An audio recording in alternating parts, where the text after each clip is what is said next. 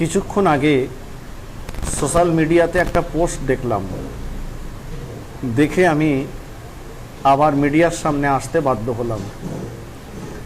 কারণ মানুষ হিসাবে মানুষের দায়িত্ব রয়েছে অন্যায়ের প্রতিবাদ করা। যে পোস্টটি আমি দেখলাম তাতে দেখলাম যে পীরজাদা নওশাদ সিদ্দিকী ভাইজান তাঁর একটা ছবিকে এডিট করে শুভেন্দু অধিকারী বসে আছে, আর শুভেন্দু অধিকারীর পায়ে জুতো আছে। নওশাদ সিদ্দিকী ভাইজান জিভ দিয়ে সেই জুতো চাটছে।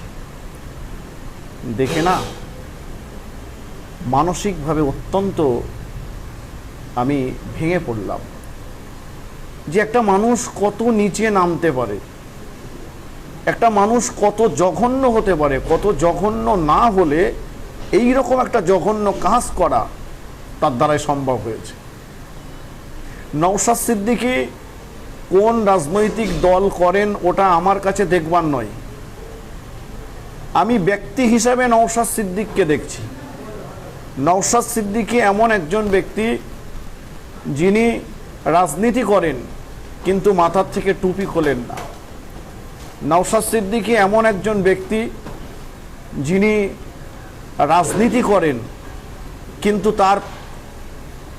তিনি কোনো দুর্নীতির সঙ্গে জড়িয়ে নেই। নওশাদ সিদ্দিকী এমন একজন ব্যক্তিত্ব যিনি হিন্দু, মুসলমান, শিখ, ইসাই সকল ধর্মের মানুষের কাছে তিনি একজন প্রিয় ব্যক্তিত্ব।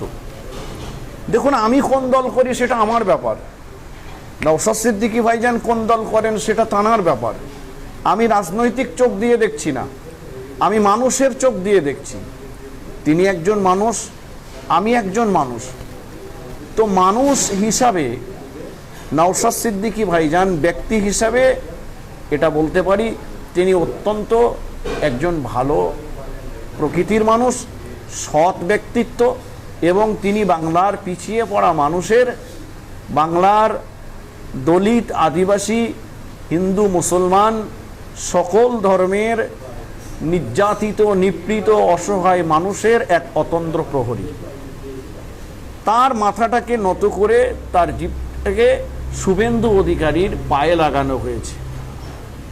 যে শুভেন্দু অধিকারী বাঙালি জাতির দুশ্মন, যে শুভেন্দু অধিকারী উস্কানিমূলক সাম্প্রদায়িক বক্তব্য দিয়ে এ বাংলার বিভাজন ঘটাতে চাইছে, হিন্দু মুসলমান